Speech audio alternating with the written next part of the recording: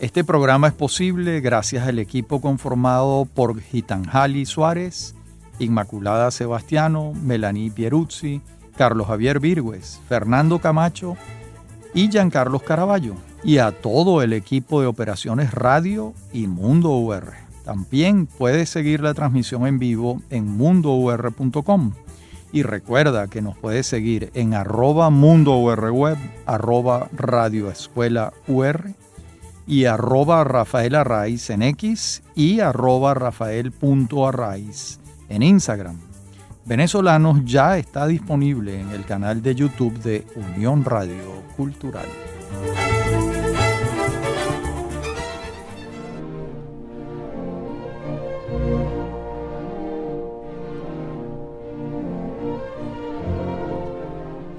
Saludos para todos los oyentes de Venezolanos por Unión Radio.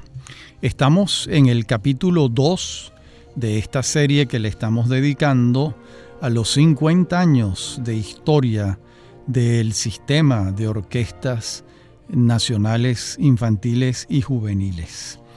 Y en el capítulo de hoy vamos a comenzar hablando de los pioneros en el año 1975. Recordemos que en los meses finales de 1974 y los primeros meses de 1975, la orquesta de jóvenes músicos que había convocado Abreu ensayaba y ensayaba para su primer concierto. ¿Cuándo fue? El 30 de abril de 1975. ¿Dónde? En el patio de la Cancillería, en la Casa Amarilla, en la Plaza Bolívar de Caracas. La orquesta ya tenía nombre y forma jurídica. Era una sociedad civil denominada Juan José Landaeta y la orquesta se llamaba Orquesta Nacional Juvenil de Venezuela, Juan José Landaeta. Jesús Alfonso, en su libro Soyeto Cabato, nos informa de lo siguiente. Su presidente era Fran Di Polo y tenía como asesor jurídico al doctor Fernando Guerrero y como administradores a Ricardo Uria y a Edgardo Cuevas. Y además, aquel programa legendario del primer concierto estuvo integrado por Concerto Grosso de Vivaldi, la pequeña serenata nocturna de Mozart, el concierto en re menor para 2 violines, cuerdas y continuo de Johann Sebastian Bach, la obertura de la flauta mágica de Mozart y la fanfarria solemne para metales y timbal de Händel y, por supuesto, el himno nacional de Venezuela. ¿Quiénes estuvieron allí en ese primer concierto? Lo precisa claramente Carlos Villamizar a la periodista Chefi Borsacchini. Dice Villamizar: los solistas de ese día fuimos Fran Di Polo, Carlos Riazuelo, Pablo Herrera y yo, todos violines, y Domingo Sánchez Bor, violonchelo. En la fila de violines estaban, además de los que nombré, Alejandro Ramírez, Osane Ibáñez, Nil Nicolau, Ricardo Uria, Edgar Aponte, Alison Montoya, Lucero Cáceres, Cecily Hernández, Francisco Marchán, Claudio González, Jorge Carrillo, Carlos Piccinini, Bernal Pérez Acuña, Ulises Ascanio, Luis Miguel González, Santiago Aguirre, José Lugo, Eliana Moreno, Jesús Hernández, Gerardo Ramírez, Andrés Duque, Isaura Delgado, José Flores, Alfonso Rodríguez. ¿Quiénes estaban en las violas? Joen Vázquez, Eleazar Vera, Julio Gestal, Osvaldo Guevara, Fernando da Silva, Valdemar de Lima, Vicente Castellet. En las trompetas estaban José Villaravid, Narciso González, Enzo Serpentino, Felipe Morey. En las flautas, Néstor Pérez, Luis Ochoa, Antonio Montilla, Edgar Moreno, José Vázquez. En la percusión, Edgar Saume, Francisco Rivero, Simón Álvarez y Alejandro Blancuribe.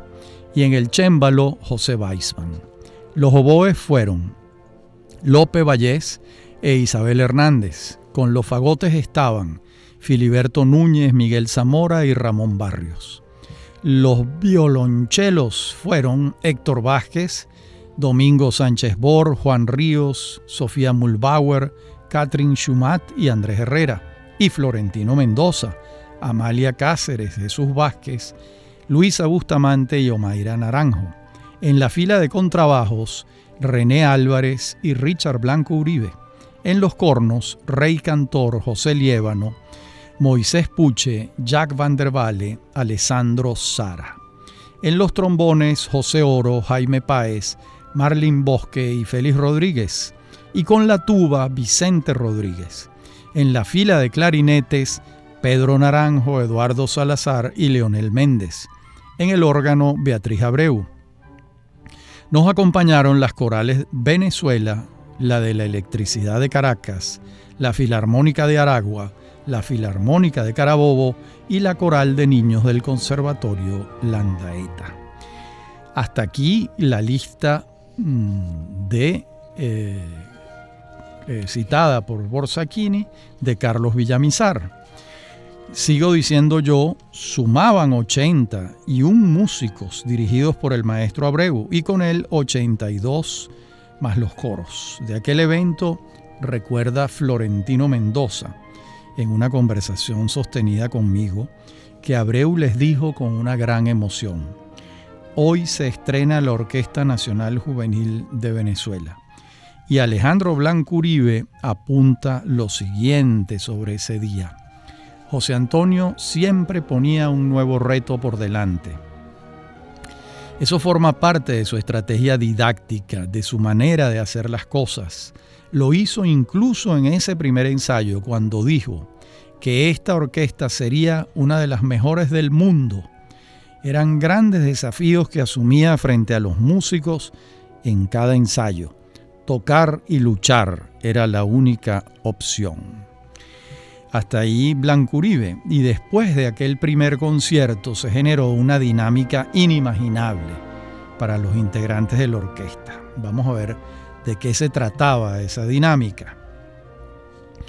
El 3 de julio de 1975, cerca de 107 personas viajaban en 2 aviones Hércules de la Fuerza Aérea Venezolana rumbo a México, en las condiciones menos confortables que se puedan imaginar. Tocaron en el Palacio de Bellas Artes de Ciudad de México el 5 y 6 de julio. A México le siguió Colombia a principios de agosto de 1975, con conciertos en Bogotá y Tunja. Al regreso tuvo lugar el primer seminario en la ciudad de Trujillo, con Ana Cecilia y Beatriz Abreu y su hermano, dedicado a la teoría y la práctica musical. Sumaban 150 personas que recibían clases durante un mes, tiempo que duró este encuentro, tanto de Abreu como del compositor Juan Carlos Núñez. Y ya de vuelta en Caracas y después de unas breves vacaciones, la orquesta comenzó a ensayar en Sindú, el galpón industrial de Boleíta que les habían prestado para este ejercicio. Aquel local pertenecía al banquero Bernardo Bellutini, quien abrió el camino para el respaldo de los empresarios a las orquestas de Abreu, que fue materializándose en el tiempo. La lista es larga y es una lista pública y además privada. El respaldo del Banco Hipotecario de Occidente, presidido por José Ramón Orellano, fue muy valioso en los inicios. El respaldo decidido de Pedro Tinoco y el Sistema Latino. Se sumó el Banco del Caribe con Edgar Dao a la cabeza, luego Banesco con su fundador Juan Carlos Escotet, también Bancor de Juan Santaella y el Banco Venezolano de Crédito presidido por Oscar García Bellutini. Más cerca en el tiempo, el apoyo de Digitel de Osvaldo Cisneros y la CAF, Corporación Andina de Fomento, han sido consistentes. El BNC, Banco Nacional de Crédito, de la familia Nogueroles y Oscar de Guruciaga, así también como un fideicomiso creado por PDVSA para respaldar a el sistema. Como vemos, la lista es larga y consistente y se expresó en donaciones de instrumentos, mobiliario y el patrocinio de giras internacionales. Volvamos a 1975, la etapa en la que estábamos. Entonces señala Jesús Alfonso, voy a citarlo: allí en el Sindú, desde 1975 a 1976, invertimos el tiempo que fue necesario para nuestra formación musical individual y orquestal y para la preparación y consolidación de nuestro futuro como institución. Durante ese periodo, en paralelo a nuestras actividades orquestales con José Antonio, fueron muchos los directores de orquesta que fueron al Sindú y trabajaron con nosotros, entre ellos Juan Carlos Núñez, Carlos Chávez, Eduardo Mata, Stanislav Wisłocki, Gonzalo Castellanos, Harry Lance y Keith Brown. Hasta ahí Jesús Alfonso. Los nombres de los directores se pronuncian fácilmente, pero la verdad es que ya era un hecho fuera de serie que batutas de renombre mundial como los mexicanos Carlos Chávez y Eduardo Mata vinieran a dirigir una orquesta juvenil en Caracas. Solo puede explicarse por el maestro Abreu y su capacidad de persuasión y empeño, además de la generosidad de estos maestros. En todo caso, indicaba las aspiraciones que albergaba Abreu para la orquesta recién nacida. En la próxima parte del programa seguimos con esta historia de la orquesta, el sistema. 50 años de vida. Ya regresamos.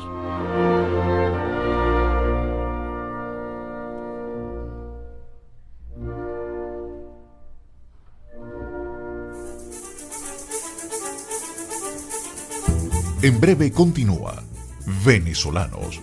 Somos Unión Radio Cultural.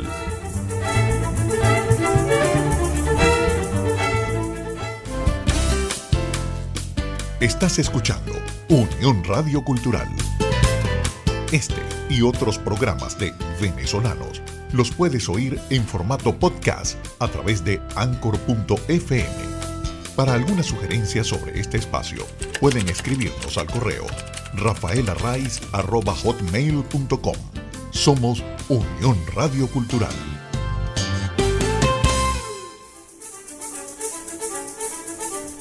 Estamos de regreso con Venezolanos. Somos Unión Radio Cultural.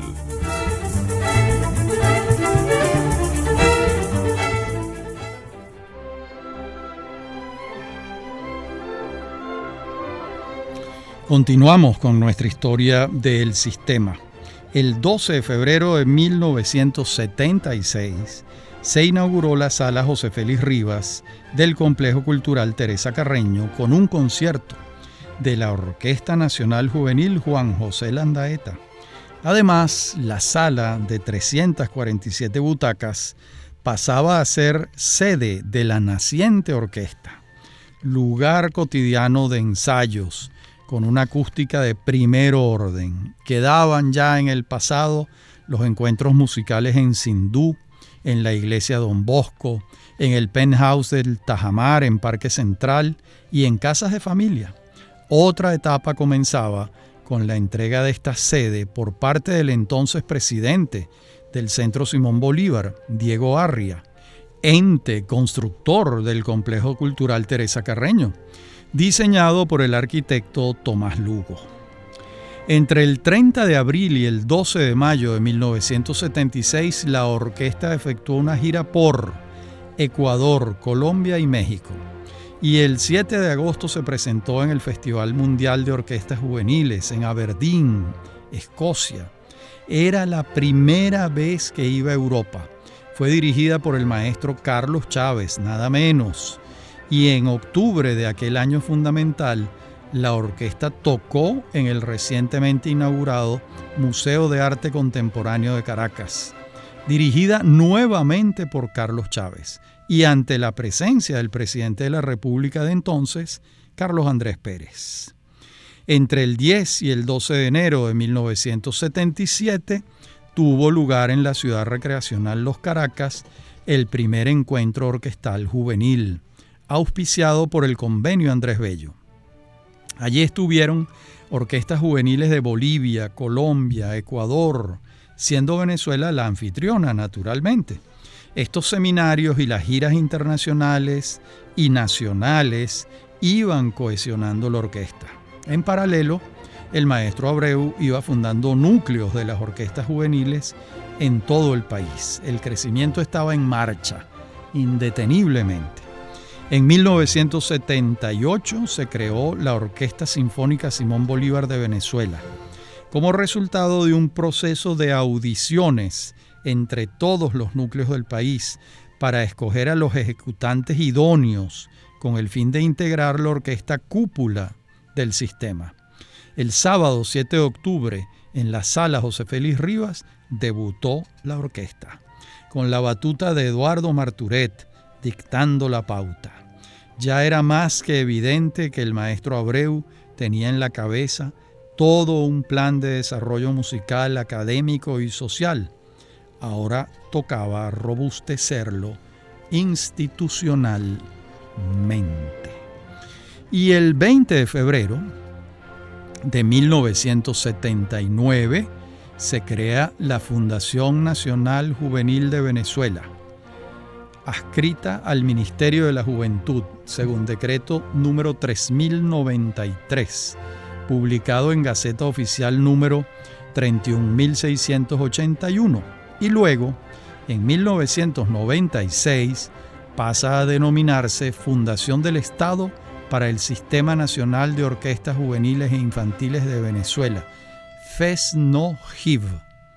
Coronaba así un proceso de institucionalización que se inició jurídicamente como una asociación civil y ahora cristalizaba como una fundación del Estado encaminada a hacer una política pública, social, educativa, como en efecto ha llegado a ser. Veamos ahora el método de enseñanza musical, que es toda una revolución. El maestro Abreu concebía 4 fases en la formación del músico en el sistema en su etapa infantil. Así lo explicó el fundador. Las vamos a sintetizar, estas 4 fases. Primero, fase de acercamiento y sensibilización hacia la música. Esto ocurre cuando el niño entra entre los 3 y los 5 años y se le sensibiliza con métodos pedagógicos adaptados a su edad.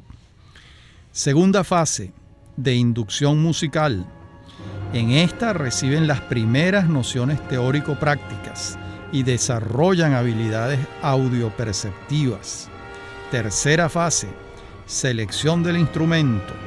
Ya el niño conoce todos los instrumentos de la orquesta y se le asesora para su escogencia.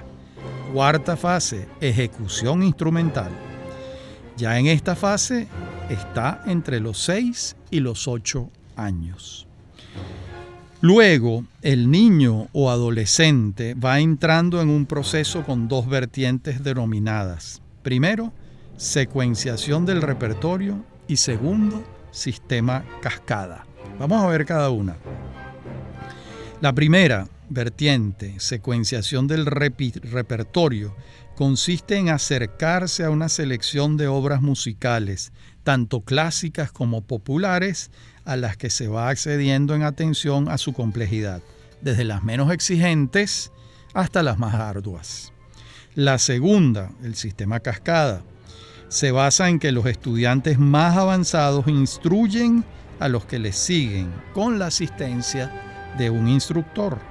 Entonces se atiende la postura correcta, el ritmo, el sonido, el lenguaje musical.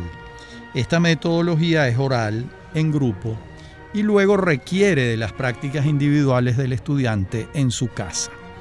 De tal modo que tenemos 2, la individual y la colectiva.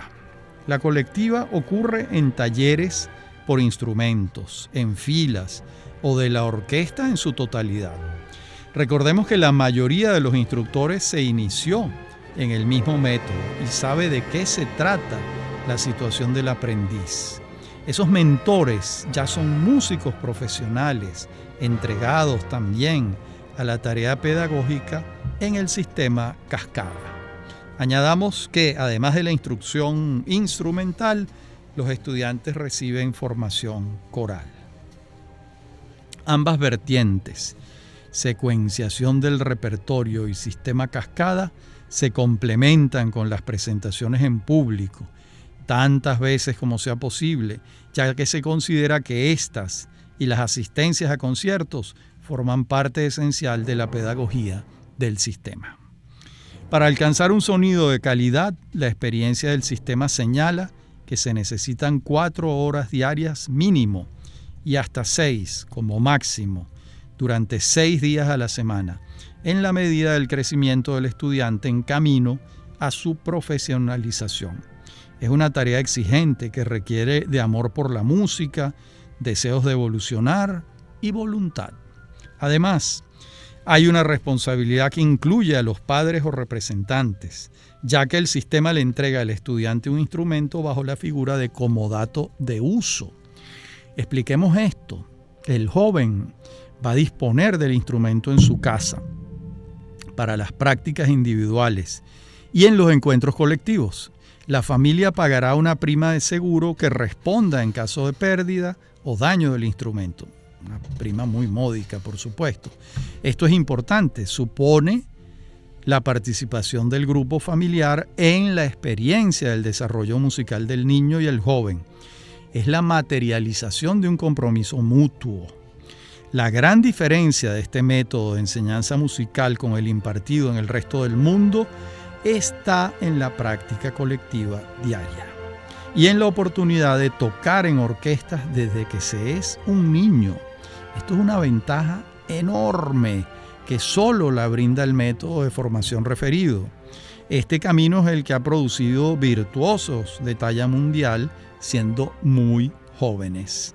Cuando alcanzan esas posiciones, tienen ya muchos años de práctica infantil, juvenil y de la adultez.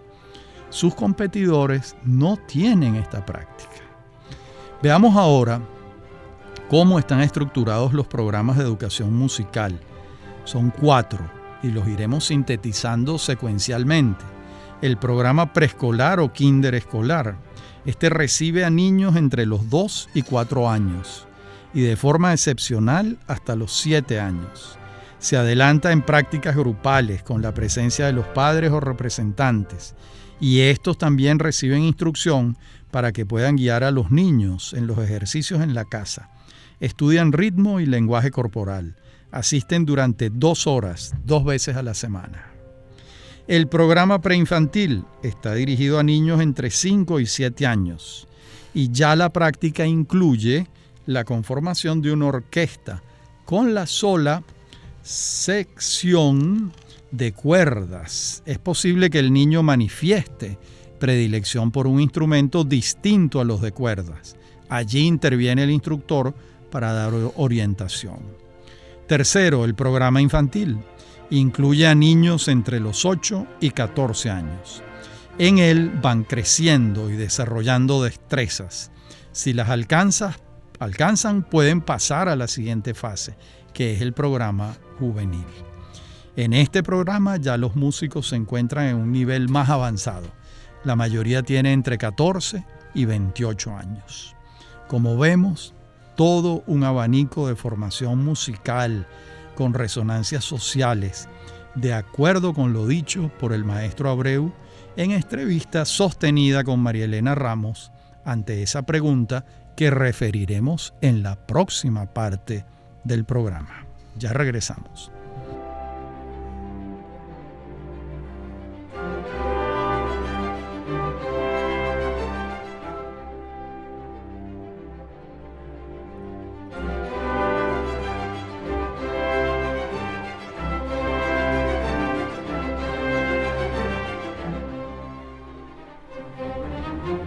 Bueno, les refería antes que en una entrevista sostenida entre María Elena Ramos y José Antonio Abreu, ella le hace esta pregunta.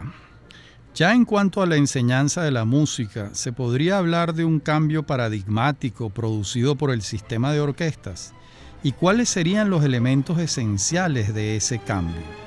Y la respuesta de Abreu no puede ser más explícita. Le dice: primero, la sustitución de la metodología lineal y libresca de la enseñanza instrumental por el sistema de curso-taller, que se inserta en una práctica orquestal permanente.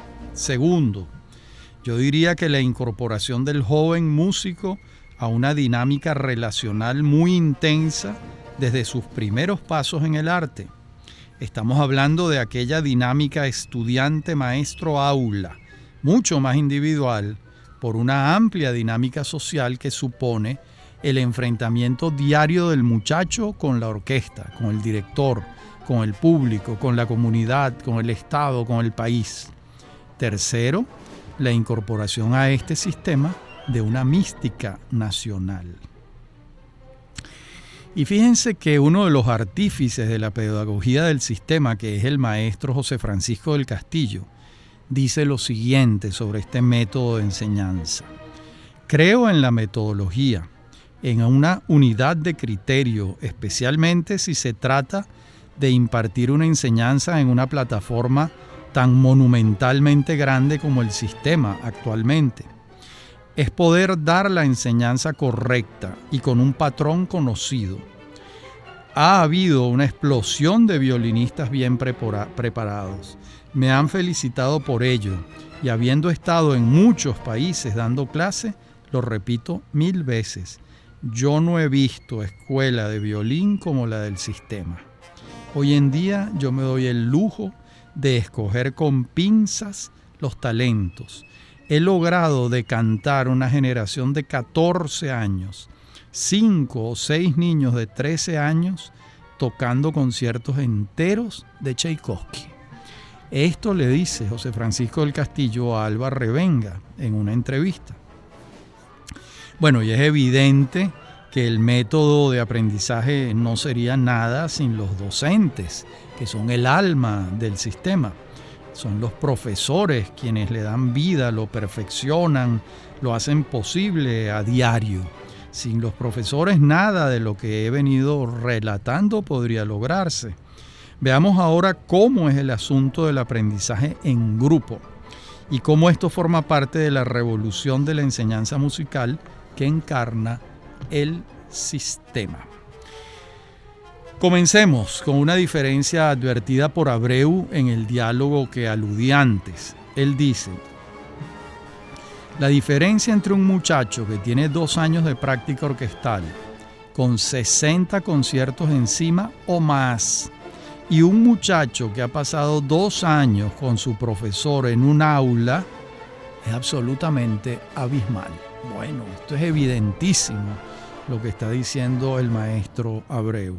Imposible no vincular esto con lo que ha señalado antes acerca del método lineal y libresco, versus la metodología del curso taller empleada por el sistema. Pero hay más abono para la tesis sobre el aprendizaje en grupo, y también lo advierte el maestro Abreu. Afinar. Él indica que en soledad no puedes hacerlo, porque la afinación supone un acuerdo con el de al lado, con los otros, en grupo. ¿Cómo afinas? Estás afinando en relación con otros sujetos. Y además apunta que tocar al lado de alguien con un nivel mayor redunda en beneficios para el que está en el nivel inferior. Y todo esto solo puede darlo el ensayo y la orquesta, que es una formación grupal. Más adelante, el propio maestro Abreu afina su argumento y afirma, esto se lo dice a María Elena Ramos, compara estos dos modelos. El muchacho que pasa el año encerrado, solito con su profesor, sin público, sin crítica externa, sin la presencia de una familia que presencie la clase, donde cualquier cosa que pueda pasar se resuelve entre él y el profesor, y donde si está aplazado en el primer trimestre, puede reparar en el segundo y repite y no pasa nada, porque no hay ninguna sanción, ni individual ni pública. Bueno, aquí es necesario advertir algo muy importante, y es el valor de la propia experiencia de Abreu. Él ingresó a un coro a los 6 años. Toda su vida participó en una agrupación musical en diversas facetas. Por cierto, ese coro a los 6 años ingresó en Barquisimeto, como dijimos antes.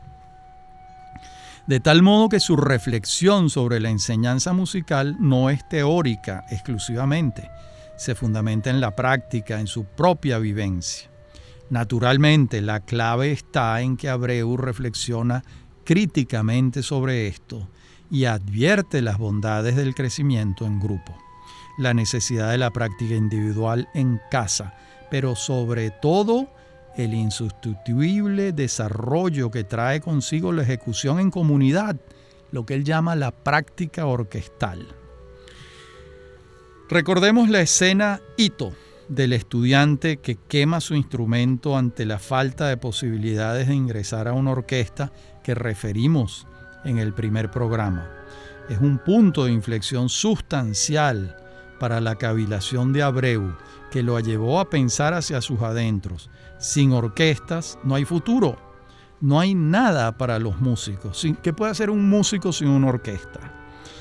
Y veamos la otra cara de la moneda. El niño Abreu crece en Barquisimeto, donde sí hay un movimiento musical importante cuando él era niño, e integra un coro y una orquesta. Su experiencia es su primera prueba de su tesis musical. Se aprende en grupo. Añadamos que esta idea fuerza será pivote del sistema, concebido como una experiencia de formación y práctica musical con profundas resonancias sociales, comunitarias y obviamente de consolidación del carácter individual. Esta simbiosis individuo-orquesta la explica muy bien Gustavo Dudamel cuando le señala a Alba Revenga en el año 2011. Yo soy muy importante para la orquesta, es verdad. Ellos tienen que creer en mí, pues yo los conduzco, pero a la vez yo no soy nadie sin ellos. ¿Qué produzco yo sin los músicos de mi orquesta? Nada. Es difícil explicarlo, pero hay una relación maravillosa cuando se hace música juntos. Es una dependencia que fluye de mutuo acuerdo. Uno entra como un individuo a la orquesta y sale como parte de un colectivo y de una manera tan natural. Bueno, muy bien lo que dice Dudamel. Bueno, y a este resumen de esta voz autorizada que es Dudamel, se suma el director ejecutivo del sistema, Eduardo Méndez, quien sobre este tema de la metodología, entrevistado por nosotros, señaló: es una metodología desarrollada en Venezuela producto de la fusión de múltiples técnicas y procesos pedagógicos con maestros internacionales que han nutrido profundamente la enseñanza en el país y han generado esa adaptación a ese proceso de enseñanza que hoy se conoce como la metodología del sistema. Esa adaptación que se ha hecho constituye una estructura absolutamente dinámica y no estática. Uso esa frase de esa manera porque así la usaba el maestro Abreu. Siempre nos decía que el sistema, en términos generales, es una institución en constante transformación y cambio, y eso aplica a todas las áreas de su línea de acción, entre ellas la metodología. La metodología del sistema tiene una base fundamental que es la enseñanza colectiva. La carga del aprendizaje la tiene el maestro y no el alumno, y eso es un concepto bastante revolucionario desde el punto de vista pedagógico. Es el profesor quien debe responder a diario por la enseñanza del niño y del joven. Eso es contrario a lo que genera el sistema pedagógico tradicional, donde el alumno debe irse a su casa a practicar y es él el que se debe ocupar de aprender. Aquí no, aquí es el sistema el que se encarga de que el niño aprenda. Y el tema de la oportunidad de poder innovar en repertorios y en posibilidades para que el niño y el joven puedan abordar tareas y retos de gran envergadura, rompiendo mitos y perdiéndole el miedo a repertorios muy exigentes, han hecho que el sistema crezca cada día más en su nivel académico, en su nivel pedagógico. De esta metodología se desprende todo lo demás. Una metodología también de trabajo para la actividad cotidiana de todos. Y eso pasa por las actividades de gerencia, por la logística, Eso pasa por todos los procesos que implican esa mística que proviene de esa metodología. Y esa metodología, además de ser positiva para enseñar a los niños a tocar un instrumento, a tocar en una orquesta, a cantar en un coro, enseña intrínsecamente muchos valores. Mística, amor por lo que se hace. Y eso también se traslada al proceso de preparación y de apoyo. Todo lo que es la gerencia lleva encima esa mística, lleva encima esas ganas de hacerlo bien. El concierto gerencial también debe ser perfecto y de altísimo nivel, y eso es algo que hemos aprendido en el sistema. Así que esa metodología es mucho más profunda de lo que nosotros pensamos y ha evolucionado con los años. Por eso es que en 50 años podemos ir viendo cómo el sistema ha mejorado constantemente. Hay una línea de mejora en sus procesos, tanto académicos y musicales como gerenciales y de organización. Y en la última parte del programa seguiremos viendo estas reflexiones de Eduardo Méndez sobre la metodología musical del sistema. Ya regresamos.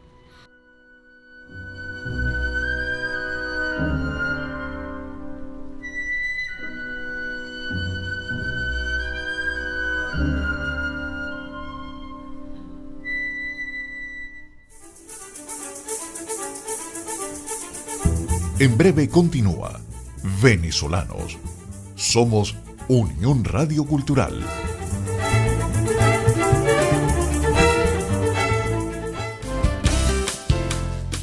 Estás escuchando Unión Radio Cultural.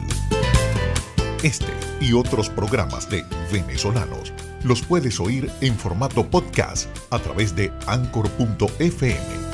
Para alguna sugerencia sobre este espacio, pueden escribirnos al correo rafaelarraiz@hotmail.com.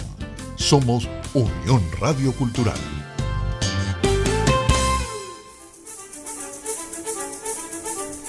Estamos de regreso con Venezolanos.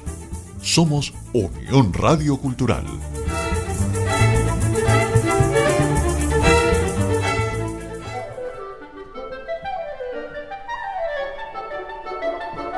Veníamos refiriéndoles algo dicho por Eduardo Méndez, el director ejecutivo del sistema, sobre la metodología de enseñanza musical. Y él sigue diciendo, eso se puede ver en una curva muy importante. De haber comenzado en un estacionamiento a estar donde hoy se está, de haber empezado a hacer giras en aviones Hércules, a ir a tocar al Carnegie Hall con una orquesta de niños.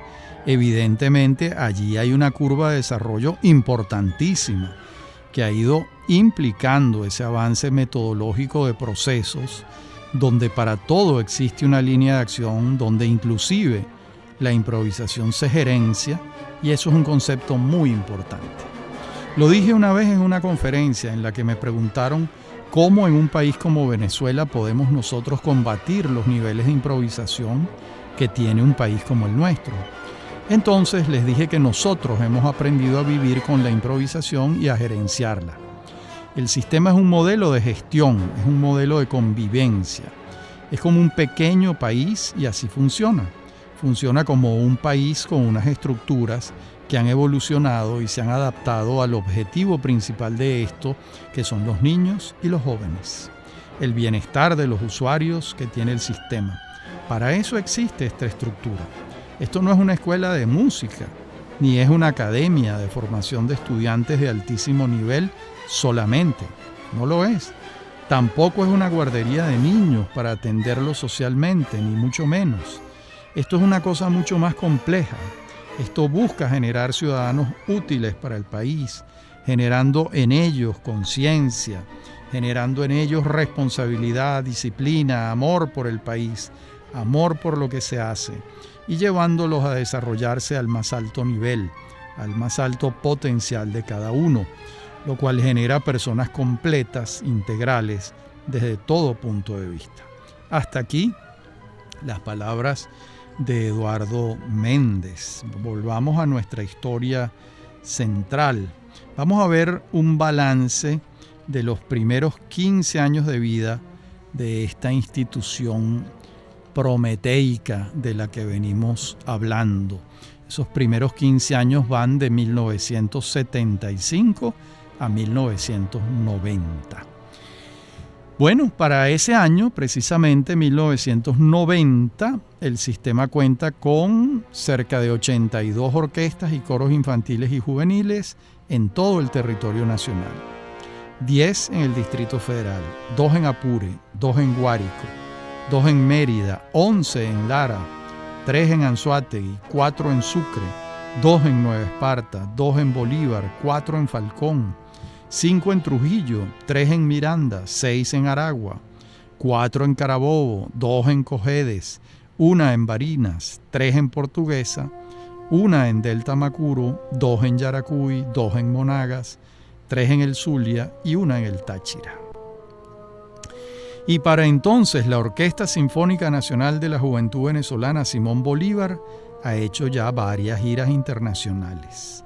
Han ido a 16 países: Argentina, Brasil, Colombia, Costa Rica, Ecuador, Escocia, España, Estados Unidos, Francia, la isla de Guadalupe, Inglaterra, Italia, México, Puerto Rico, Holanda y Trinidad. Y ha contado con una pléyade de directores invitados venezolanos y extranjeros. Entre los venezolanos destacan Inocente Carreño, Antonio Esteves, Gonzalo Castellanos, Alberto Grau, Eduardo Marturet, Alfredo Rugeles, Juan Carlos Núñez y Carlos Riazuelo. Y entre los extranjeros destacan Eduardo Mata, Zubin Mehta, Carlos Chávez, Christophe Penderecki, Giuseppe Sinopoli, Sun Quack y muchos más. Y ha contado con la participación de notables solistas venezolanos y extranjeros. Entre los venezolanos se cuentan Fedor Alemán, Judith Jaimes, Alirio Díaz, José Francisco del Castillo, José Vicente Torres, Morela Muñoz, Carlos Duarte, Isabel Palacios, Edith Peña, Margot Párez Reina, William Alvarado, Pedro Liendo, Flor García, Cecilia Núñez, Rosita del Castillo, David Ascanio, Gabriela Montero, Beatriz Abreu, Antonio Bujanda, José Weisman, Ulises Ascanio, entre muchos otros. Y entre los solistas extranjeros se cuentan Maurice André, Mislav Rostropovich, Jean-Pierre Rampal, Montserrat Caballé, Renata Scotto, Claudio Arrau, Pinjas Zuckerman, Luciano Pavarotti, Plácido Domingo, Henry Skerin, Maurice Asson y una lista muy larga de virtuosos. En 1990, Arturo Uslar Pietri escribe lo siguiente: si alguien dudara, si alguien vacilara, si alguien pensara que esta tierra yerma y que no da fruto, no tendríamos sino que venir a esta sala a escuchar a la Orquesta Sinfónica Nacional de la Juventud Venezolana para salir con el corazón lleno de esperanzas. Bueno, y en la celebración de esos primeros 15 años, ya el repertorio de las orquestas del sistema era vasto y variado. Entre compositores latinoamericanos y universales se tocaban piezas de Beethoven, Bach, Berlioz, Bartók, Brahms, Bernstein, Bruckner, Bloch, Borodin, Boccherini, Britten, Bizet, Bruch, Bellini, Corelli, Copland, Chopin, Donizetti, Debussy, Dvorak, Dukas, Elgar, Gluck, Händel, Haydn, Hindemith, Rimsky-Korsakov, Khachaturian, Liszt, Mahler, Milhaud, Mozart, Paganini, Prokofiev, Pergolesi, Ravel, Rodrigo, Rossini, Rachmaninoff, Saint-Saëns, Schoenberg, Schumann, Sibelius, Strauss y Strauss, Stravinsky, Schubert, Salieri, Telemann, Tchaikovsky, Verdi, Vivaldi, Varese, Wötherns, Wagner, Webern. Y entre los latinoamericanos ya se tocaban piezas de Colón, Cimarosa, Chávez, Guevara, Ginastera, Moncayo, Montero, Nobre, Revueltas, Villalobos. Y entre los compositores venezolanos, obras de Evencio Castellanos, Juan Bautista Plaza, Gonzalo Castellanos, Mario Cremicini, Inocente Carreño, Primo Casale, Antonio Lauro, José Ángel Lamas, Juan Carlos Núñez, Antonio Esteves, Alfredo Rugeles y Vicente Emilio Sojo. Durante estos primeros 15 años, además, la Orquesta de la Juventud Venezolana Simón Bolívar había acompañado al Ballet Teresa Carreño y a otras agrupaciones dancísticas. En Londres, por ejemplo, el director de la Royal Opera House, Paul Findlay, dijo en 1986: sin que seamos exagerados, la Orquesta Juvenil Simón Bolívar es la mejor orquesta que hemos tenido en toda esta gira. Eso es mucho decir, al lado de la de Boston, Cleveland, Bellas Artes de México. Y el secreto de estos jóvenes músicos está en su altísimo nivel de profesionalismo y en su sentido de servicio al ballet. Bueno, recordemos también que en febrero de 1989 el maestro Abreu fue designado ministro de Estado para la Cultura, presidente del CONAC, el CONAC, Consejo Nacional de la Cultura, y detentó el cargo hasta 1994 sin abandonar el sistema en su día a día, y contó con el apoyo de una junta directiva en el sistema integrada por Igor Lanz, Inocente Carreño y Ana Mercedes Azuaje de Rugeles, y un consejo directivo integrado por Fedor Alemán, Gonzalo Castellanos, Yumar, Eric Colón, Antonio Esteves, Racés Hernández López, Blanca Estrella de Méscoli, Bolivia Botón, Isabel Aretz y José Vicente Torres. Ya entonces, y durante muchos años, la dirección ejecutiva del sistema estuvo en manos de Igor Lanz, quien fue central para el sostenimiento y el crecimiento del sistema. Allí estuvo Igor entre 1988 y el año 2009, es decir, 21 años. No olvidemos que Lanz forma parte del grupo de pioneros del sistema y además fundó la Coral Filarmónica de Aragua. Es licenciado en composición orquestal y coral e hizo un posgrado en dirección orquestal en la Guildhall School of Music and Drama de Londres. Bueno, en nuestro próximo programa seguiremos viendo los hechos del sistema. Nuestro tercer capítulo veremos cuando el sistema ya suma 30 años de crecimiento en el año 2005. Hasta nuestro próximo encuentro.